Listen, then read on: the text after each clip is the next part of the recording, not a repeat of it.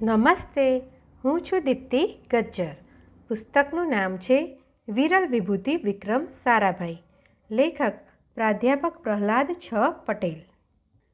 પ્રકાશકનું નિવેદન. ગુજરાત વિશ્વકોશ ટ્રસ્ટ ગુજરાતી વિશ્વકોશ તૈયાર કરે છે અને તેના અત્યાર સુધીમાં 25 ગ્રંથો પ્રકાશિત થઈ ચૂક્યા છે. એ ઉપરાંત ગુજરાતી વિશ્વકોશના પ્રથમ 6 ગ્રંથોની નવી સંવર્ધિત આવૃત્તિ પણ પ્રસિદ્ધ થઈ છે અને હવે પછી અન્ય ગ્રંથોની સંવર્ધિત આવૃત્તિઓ તૈયાર કરવાનું કાર્ય અવિરત ચાલ્યા જ કરશે. આનંદની વાત તો એ છે કે બાળ વિશ્વકોશનો સુંદર રંગીન ચિત્રો સાથેનો પ્રથમ ખંડ પણ પ્રકાશિત થયો છે. ચરિત્રકોશ, પરિભાષાકોશ જેવા કોષ તૈયાર કરવાની કામગીરી પણ ચાલે છે. વળી મહત્ત્વના લોક ઉપયોગી વિષયો પર પ્રમાણભૂત અને સર્વગ્રાહી માહિતી અલગ પુસ્તક રૂપે પ્રગટ કરવાની યોજના કરેલ છે. તે અનુસાર કર્મયોગી સ્વર્ગસ્થ સાકળચંદભાઈ પટેલ જીવન ઘડતર ગ્રંથ શ્રેણી, શ્રી કસ્તુરભાઈ લાલભાઈ વિદ્યા વિસ્તાર ગ્રંથ શ્રેણી, શ્રી ગંભીરચંદ ઉમેદચંદ શાહ વિશ્વ વિદ્યા શ્રેણી તથા પૂજ્ય શ્રી મોટા સંશોધન શ્રેણી, શ્રી કાંતિલાલ ઠાકર જ્ઞાનવર્ધક ગ્રંથ શ્રેણી એમ જુદી જુદી શ્રેણીઓના પુસ્તકો પ્રકાશિત કરવામાં આવે છે.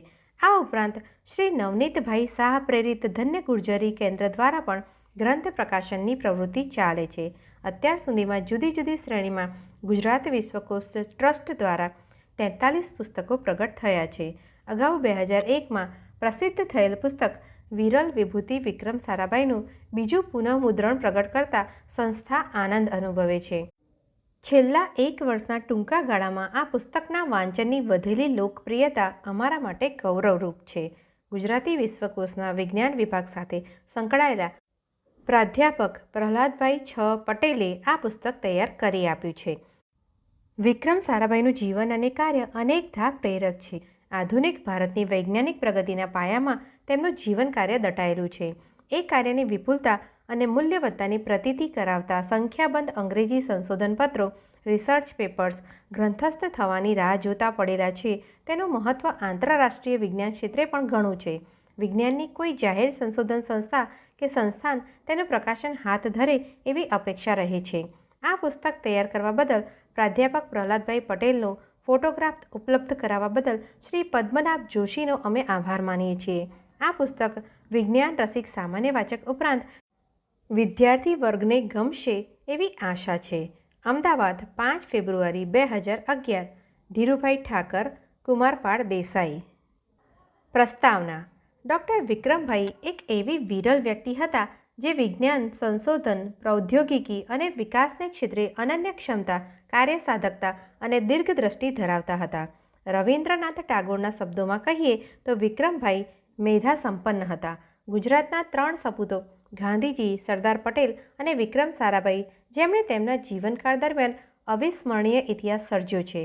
ગાંધીજીએ પ્રજાના અદ્ભુત સહકારથી ભારતમાંથી બ્રિટિશ સામ્રાજ્ય ખતમ કરી ભારતને સ્વાતંત્ર્યની વિભાવના સાથે એક કર્યું. સરદાર પટેલે દેશી રાજ્યોનું વિલીનીકરણ કરીને સમગ્ર ભારતને અખંડ રાષ્ટ્રના ધ્વજ નીચે એક કર્યું અને વિક્રમભાઈએ વિજ્ઞાન અવકાશના માહોલમાં એક ઉપગ્રહ હેઠળ સમગ્ર ભારતને એક કર્યું. વિક્રમભાઈ શુદ્ધ વિજ્ઞાન, અદ્યતન પ્રૌદ્યોગિકી, ઔદ્યોગિક અનુભવ અને વિધેયાત્મક સંશોધનો ઉપર અપ્રતિમ પ્રભાવ ધરાવતા હોવાની સાથે સાથે ગાંધીજી જેવા નમ્ર, પ્રેમાળ, સ્વનિર્ભર અને સ્વદેશીપણાના હિમાયતી હતા. વિક્રમભાઈ ઉદાર અને સહૃદય ખરા, પણ શિસ્તના એકદમ આગ્રહી. તે માનતા કે અધિકારના જોરે માત્ર સૂચનો કરવાની આવડત નહીં પણ સમર્પિત ભાવનાથી સર્જન કરવું તેનું નામ વૈજ્ઞાનિક પદ્ધતિ. આ તો ઓછામાં ઓછા શબ્દોમાં ગીતાનો સારાંશ થયો. ઉપનિષદ અને સાપેક્ષવાદને એક ભૂમિકા ઉપર લાવનારા તે ઉચ્ચ કોટીના શિક્ષક હતા. સત્ય અને સુંદરના ઉપાસક હતા. પૂર્વીય અને પશ્ચિમી તત્વોના ઉત્કૃષ્ટ સમન્વયકાર હતા.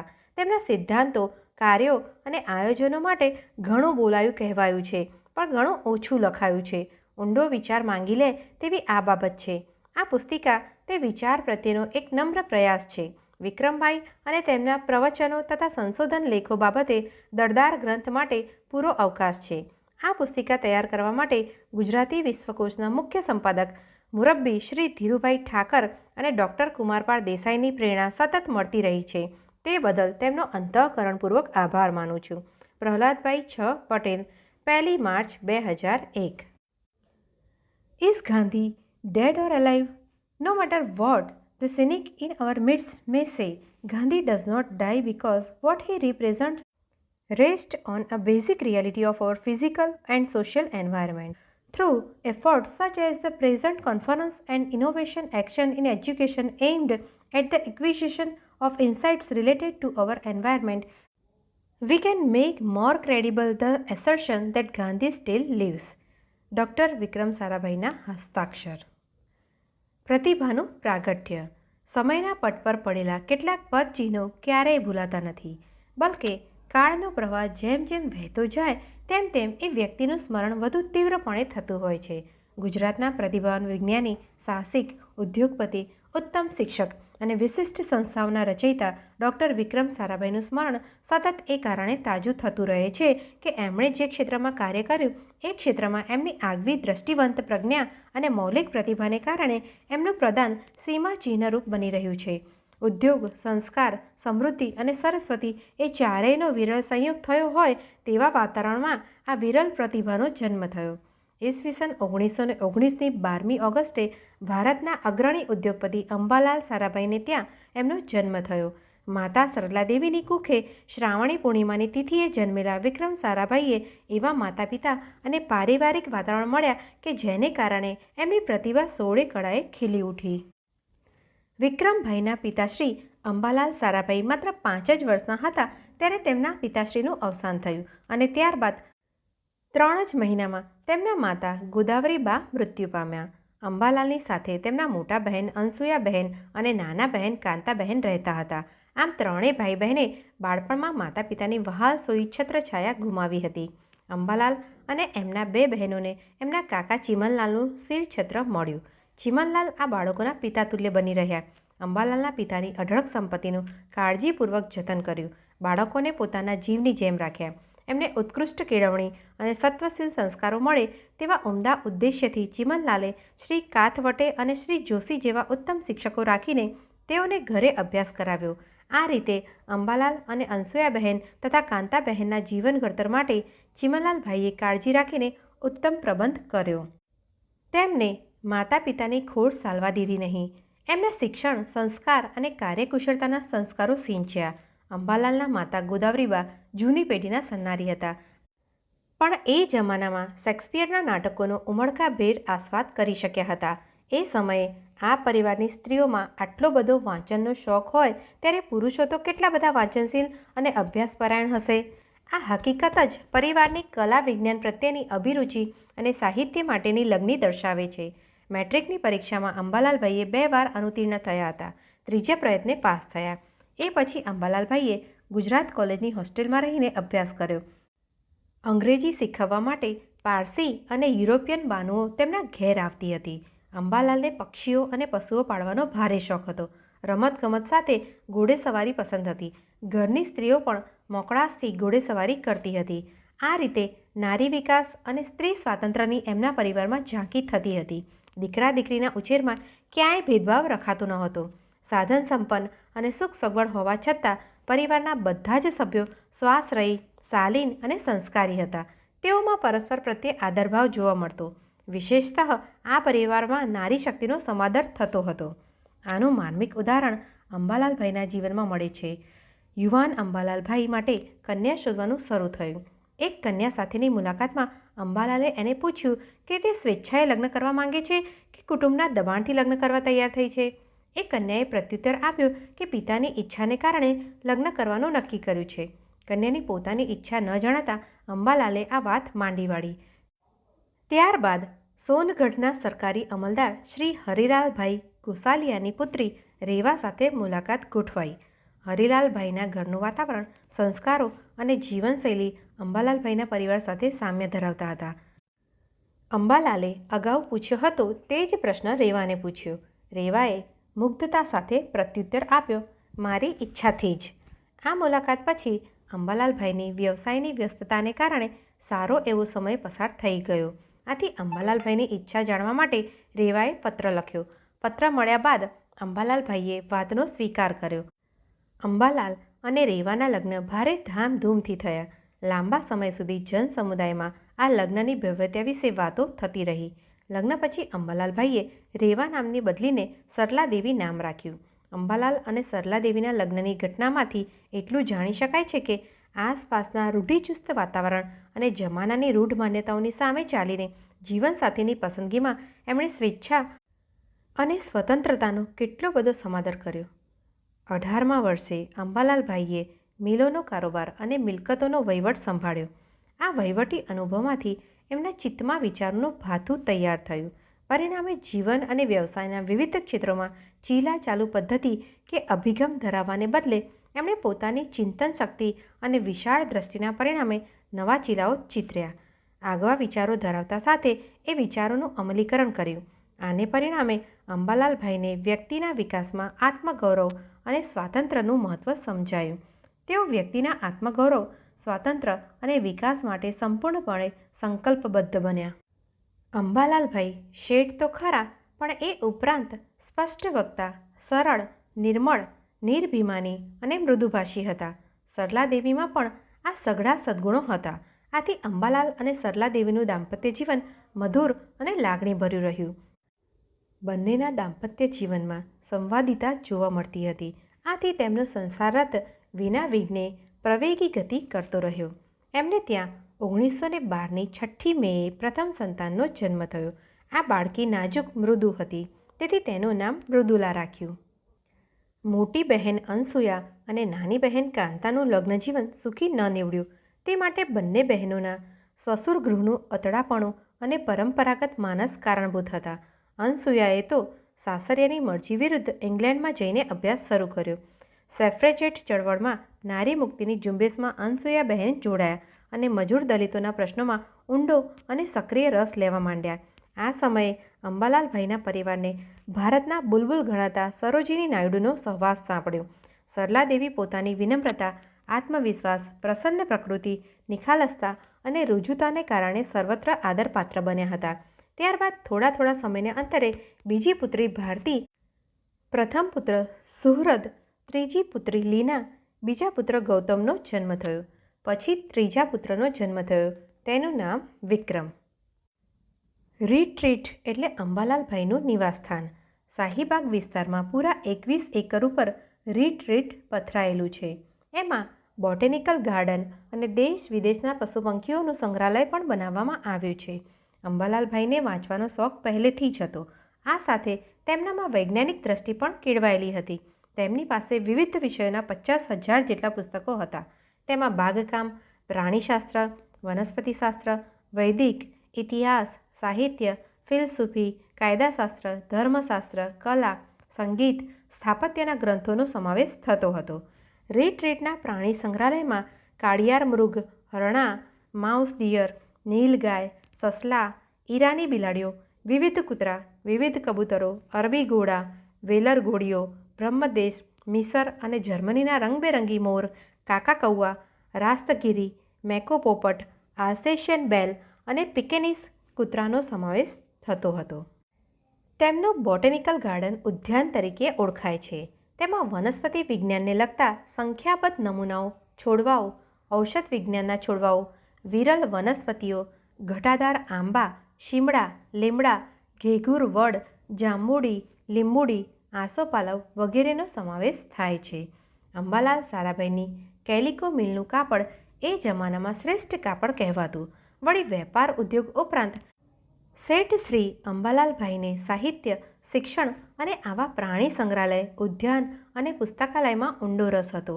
એ તમામ ભૌતિક સગવડો વચ્ચે વિક્રમભાઈનો ઉછેર થવા લાગ્યો.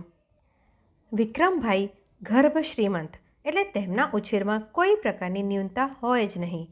તેમના સ્વાસ્થ્યની સંપૂર્ણ કાળજી રાખવામાં આવતી. વધતી ઉંમરને અનુરૂપ ખોરાકની બાબતમાં પરિવર્તન કરવામાં આવતું. વાત રહી તેમના અને અન્ય ભાઈ બહેનોના શિક્ષણની. વિચારશીલ અંબાલાલભાઈને સતત લાગતું હતું કે કેળવણીના તેમના ખ્યાલને મૂર્તિમંત કરે તેવી કોઈ શિક્ષણ સંસ્થા નથી. આથી તેમણે પોતાના નિવાસસ્થાને જ ઘરશાળા, ખાનગી શાળા શરૂ કરી. આમાં ભણાવવા માટે દેશ વિદેશના નિષ્ણાત શિક્ષકોને નિમંત્રિત કરવામાં આવતા હતા. મોન્ટેસરીના બાળ ઉછેર અને શિક્ષણના વિચારો સારાભાઈ દંપતીએ આત્મસાત કર્યા હતા. તેમણે બાળ કેળવણીમાં ક્રાંતિ સર્જનાર ડૉક્ટર મારિયા મોન્ટેસરીને અમદાવાદ આવવાનું નિમંત્રણ પાઠવ્યું હતું. તેમની સાથે પ્રત્યક્ષ ચર્ચા વિચારણા કરીને મોન્ટેસરી વિચારોને અનુરૂપ પોતીકી ખાનગી શાળાની સ્થાપના કરી. કોઈ ચોક્કસ અભ્યાસક્રમને અનુસરવાને બદલે બાળકના રસ, વૃત્તિ અને શોખને લક્ષ્યમાં રાખીને એના પોષણ સંવર્ધન થાય તેવું અભ્યાસનું આયોજન થતું. આ શાળાના શિક્ષક વૃંદમાં ગણિત માટે પ્રોફેસર સ્વામિનારાયણ, વિજ્ઞાન માટે ડૉક્ટર બદામી, ભૂગોળ માટે પ્રોફેસર સદાના અને વાસુદેવ યશવંત કોલ્હાટકર, ઇતિહાસ માટે છોટુભાઈ ભટ્ટ, સંસ્કૃત માટે કૌશિક રામ મહેતા, કલા માટે માસોજી, સંગીત માટે બેનર્જી, તબલા માટે પંડિત બુરહાનપુરકર, ગુજરાતી માટે ગૌરીશંકર જોશી, ધૂમકેતુ, કરુણાશંકર ભટ્ટ, રતિલાલ મોહનલાલ ત્રિવેદી જેવા પ્રતિભા સંપન્ન શિક્ષકોનો સમાવેશ થતો હતો. એ સમયે કોઈ મહાશાળા કે નાની યુનિવર્સિટીમાં પણ ન મળે તેવી અભ્યાસ અંગેની સુવિધાઓ વિક્રમભાઈ અને તેમના ભાઈ બહેનોને મળી. ભારતીય સંસ્કારોના સ્પર્શવાળી પશ્ચિમી રીતભાત વચ્ચે વિક્રમભાઈ અને બાળકોનો ઉછેર થયો. ગૌરવ, સ્વાતંત્ર્ય અને વિકાસની તમામ તકો બાળકોને સુલભ હતી. 1915ની આસપાસ ગાંધીજી અમદાવાદ આવ્યા. 1921માં અંબાલાલનો પરિવાર વિદેશથી ભારત પરત આવ્યો. ગાંધીજી અને અંબાલાલભાઈના પરિવાર વચ્ચેનો સંપર્ક ક્રમશઃ ગાઢ બનતો ગયો. ગાંધીજીએ સ્વતંત્રતા માટે સંગ્રામ શરૂ કર્યો હતો. તેથી અંગ્રેજો ગાંધીજી અને તેમના સાથીદારો સામે પારાવાર મુશ્કેલીઓ ઊભી કરતા હતા. સ્વાતંત્ર્ય આંદોલનના આ કપરા સમયમાં મહાત્મા ગાંધીજીની પ્રવૃત્તિઓને અંબાલાલભાઈનો સદાય સહયોગ મળતો રહ્યો. આશ્રમમાં સગવડો અને આપત્તિઓ વચ્ચે ગાંધીજી રહેતા હતા. સરલા દેવી સાદાઈમાં માનનારા અને સ્વભાવે ત્યાગપરાયણ હોવાથી ગાંધીજી પ્રત્યે આકર્ષાયા. સામાજિક રિવાજો અને વ્યવહારો પ્રત્યે અંબાલાલભાઈ અને સરલા દેવી બુદ્ધિગમ્ય અભિગમ ધરાવતા હતા. જે રિવાજ બુદ્ધિગમ્ય ન હોય, સાવ અપ્રસ્તુત હોય કે અંધ માન્યતાનું અનુસરણ કરતો જણાય તો અંબાલાલભાઈ તેવા સામાજિક વ્યવહારનો નિર્ભીક દ્રઢતાથી ત્યાગ કરી દેતા. અંબાલાલભાઈ, સરલા દેવી અને અનસુયાબહેનના સ્વદેશી અને સુધારાવાદી માનસને કારણે ગાંધીજી સાથે એમને સારો એવો મેળ બેસતો હતો. મહાત્મા ગાંધીજી અને અંબાલાલભાઈની સ્વાભાવિક સમીપતાને કારણે ગાંધીજીના તમામ મિત્રો અને મુલાકાતીઓ અંબાલાલને ત્યાં આવતા જતા હતા. સરલા દેવીની કાર્યદક્ષતા, વિવેકયુક્ત વ્યવહાર, સ્વચ્છતા જાળવવાની ચીવટ અને શિસ્તબદ્ધ વ્યવસ્થિતતાથી મહાત્મા ગાંધીજી પ્રભાવિત થયા હતા. 1924માં રવિન્દ્રનાથ ટાગોર પહેલીવાર રીટ્રીટમાં રહેવા આવ્યા. તેમની સાથે દીનબંધુ એન્ડ્રોઝ અને ક્ષિતિમોહન સેન પણ હતા. કવિવાર રવિન્દ્રનાથ ટાગોર મસ્તિષ્ક વિદ્યાના ઊંડા અભ્યાસી હતા. એક દિવસ બધા બાળકો બગીચામાં ખેલકૂદ કરતા હતા. તેમાં વિક્રમ પણ ખરા. ટાગોરની નજર 5 વર્ષના વિક્રમ ઉપર પડી. વિક્રમનું માથું અને કપાળ જોતાં જ તે બોલી ઉઠ્યા, કેવો અસાધારણ મેધા સંપન્ન આ બાળક છે. 5 વર્ષના વિક્રમના આ લક્ષણો પ્રકૃતિદત્ત હતા. મુક્ત અને ઉદાર વિચાર ધરાવતા માતા પિતા પાસેથી વાત્સલ્યનું નિરંતર ઝરણું, કલ્યાણકારી જીવનશૈલી, અંતરનિષ્ઠ સચ્ચાઈ, સત્વશીલ વૈભવ, વૈજ્ઞાનિક અભિગમ, ઉત્કૃષ્ટ સંસ્કારો, વ્યવહારદક્ષ શિક્ષણ અને રાષ્ટ્રીયતાનો ખ્યાલ, આ બધી વિરલ અને વિશિષ્ટ ગુણ સમૃદ્ધિ વિક્રમભાઈને એક સાથે બાળપણમાં જ પ્રાપ્ત થઈ. દેશ વિદેશની વિભૂતિઓનો પ્રત્યક્ષ પરિચય પણ વિક્રમભાઈના જીવન ઘડતરમાં અત્યંત લાભદાયી થયો. વિક્રમભાઈ અને એમના પરિવારના પરિચયમાં અનેક મહાનુભાવો આવ્યા હતા. તેમાં થોડાકનો ઉલ્લેખ કરીએ તો સંગીતકાર દીનુબાબુ, વિજ્ઞાની જગદીશચંદ્ર બોઝ, ઇતિહાસવિદ જદુનાથ સરકાર, મહાન વૈજ્ઞાનિક સર સીવી રામન, મોડર્ન રિવ્યુના તંત્રી રામાનંદ ચેટર્જી, પ્રોફેસર કાલિદાસ નાગ, કલા વિવેચક ગાંગુલી, ઘોષાલ તથા ચિત્તરંજન દાસ, દિલીપકુમાર રોયનો સમાવેશ થાય છે. વળી રમણભાઈ નીલકંઠ, ભૂલાભાઈ દેસાઈ, ડૉક્ટર સુમંત મહેતા, દાદા સાહેબ માવળંકર, આચાર્ય આનંદશંકર ધ્રુવ, પંડિત મદન મોહન માલવિયા, મહાદેવભાઈ દેસાઈ, આચાર્ય ગીધવાણી, કૃપાલાણી, કાકા સાહેબ કાલેલકર વગેરેનો મેળાપ થયો. આ ઉપરાંત એ સમયના ભારતના ઔદ્યોગિક વિશ્વમાં મહત્ત્વનું સ્થાન ધરાવનારા અમદાવાદના ઉદ્યોગપતિઓ, મહાજન પરંપરાના ધારક શ્રેષ્ઠીઓ તો ખરા જ. રાજકીય ક્ષેત્રે સરદાર વલ્લભભાઈ, પંડિત નહેરુ, મોરારજીભાઈ દેસાઈ વગેરે સાથે ઘરોબો હતો. આવી મહાન વિભૂતિઓના સહવાસ અને ભૌતિક સુવિધાઓ વચ્ચે વિક્રમભાઈનું પ્રાથમિક શિક્ષણ ઘરની ખાનગી શાળામાં સંપન્ન થયું. ગ્રીષ્મ ઋતુમાં સમગ્ર પરિવાર હિલ સ્ટેશન પર 3-4 મહિના રહેવા જતો હતો. એકવાર ટપાલીને જોઈને વિક્રમભાઈને થયું કે બધાની આટલી બધી ટપાલ આવે અને પોતાને એક પત્ર પણ નહીં. આથી તેઓ સિમલાની ટેકરીની તળેટીએ જઈને પોતાને જ પત્ર લખી પોતાનું સરનામું કરીને પરબીડિયું ટપાલ પેટીમાં નાખવા લાગ્યા. આમ રોજ વિક્રમભાઈ પર પણ પત્રો આવવા લાગ્યા. આથી એમના પિતા અંબાલાલભાઈને આશ્ચર્ય થયું કે રોજ આટલી બધી નિયમિતતાથી વિક્રમને પત્રો લખનાર છે કોણ? એમણે વિક્રમને બોલાવી પૂછ્યું, નિયમિત રીતે પત્રો તમને કોણ લખે છે? વિક્રમભાઈનો પ્રત્યુત્તર હતો, પપ્પા, હું મારી જાતે જ આ પત્રો લખું છું. આ ઘટનામાં વિક્રમભાઈની બુદ્ધિ અને નિખાલસતાના દર્શન થાય છે. પ્રતિ વર્ષ યોજાતો આ પ્રવાસ માત્ર પ્રવાસને બદલે વ્યક્તિત્વ ઘડતરનું માધ્યમ બની રહેતો. ઇતિહાસ, ભૂગોળ, પ્રકૃતિ, પ્રાણી જીવન અને જનજીવન એ બધાનું ઊંડું રસપૂર્વક જ્ઞાન મેળવવામાં આવતું. ઘર શાળામાં વિક્રમભાઈનું માધ્યમિક શિક્ષણ શરૂ થયું. રમતનું મેદાન હોય કે પછી હિલ સ્ટેશન હોય, કોઈ પણ સ્થળને વિક્રમભાઈ પ્રયોગશાળામાં ફેરવી દેતા. વિક્રમભાઈ માટે સમગ્ર પ્રકૃતિ અને પ્રત્યેક સાધન એક પ્રયોગશાળા સમાન હતા. વિક્રમભાઈ પાસે તીવ્ર ગ્રહણ શક્તિ, સૂક્ષ્મ સમજ, વિશિષ્ટ કાર્યદક્ષતા અને ઉત્કૃષ્ટ યાદશક્તિ હતા. યંત્રોમાં તેમને બહુ રસ પડતો. આથી તેમને માટે કાબેલ શિક્ષકની દેખરેખ હેઠળ ઘરમાં યંત્રશાળા ઊભી કરવામાં આવી હતી. વિક્રમભાઈ વિજ્ઞાનને પ્રયુક્ત કરવા માટે પહેલેથી જ માહેર હતા. યંત્ર વિજ્ઞાનમાં તેમની પહોંચ સારી હતી. વિવિધ ક્ષેત્રોની પ્રતિભા સંપન્ન વ્યક્તિઓનો તેઓ પ્રભાવ અનુભવતા. વિશિષ્ટ વાતાવરણ અને આગવી શિક્ષણ પદ્ધતિ વચ્ચે પણ વિક્રમ સારાભાઈની પ્રતિભાનું આગવાપણું બાળપણથી જ જોવા મળતું હતું. અંબાલાલભાઈને ત્યાં બાળકોને માટે એવા રમકડા અને સાધનો વસાવવામાં આવતા જે વિદેશથી લાવવામાં આવ્યા હોય. બીજા બાળકો આ રમકડા સાથે રમે, તોડે અને ફોડે પણ ખરા, પરંતુ વિક્રમભાઈને એ રમકડાની રચનામાં રસ પડતો.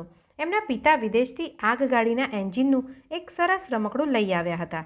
વિક્રમભાઈએ તરત વિચાર શરૂ કર્યો કે આવી સરસ આગગાડીનું રમકડું હું કેમ ન બનાવી શકું? પોતાની આ વિશિષ્ટ રસવૃત્તિના પોષણ સંવર્ધન માટે પિતાએ બંગલાની પાછળના ભાગમાં બનાવી આપેલી યંત્રશાળામાં બેસીને વિક્રમભાઈ આગગાડીનું એન્જિન બનાવવા લાગ્યા. આ રમકડું બનાવતા એમને લાગ્યું હશે, મુશ્કેલી પણ આવી હશે, મૂંઝવણ પણ થઈ હશે, પરંતુ તેઓ આગગાડીના એન્જિનનું રમકડું બનાવીને જ જંપ્યા. વિજ્ઞાન અને ગણિત એ વિક્રમભાઈના પ્રિય વિષયો હતા. ભવિષ્યના પ્રતિભાવાન વૈજ્ઞાનિકના જાણે બીજ વવાયા ન હોય. આની સાથોસાથ જુદી જુદી કલાઓમાં પણ તેમની રુચિ હતી. તેથી સંગીત, સાહિત્ય જેવા વિષયોમાં રસ લેતા હતા. જેમ જેમ તેમના રસના ક્ષેત્રો વિસ્તૃત થતા ગયા તેમ તેમ ભૌતિકશાસ્ત્ર તથા રસાયણશાસ્ત્રની પ્રયોગશાળાઓનો પણ પ્રારંભ કરવામાં આવ્યો.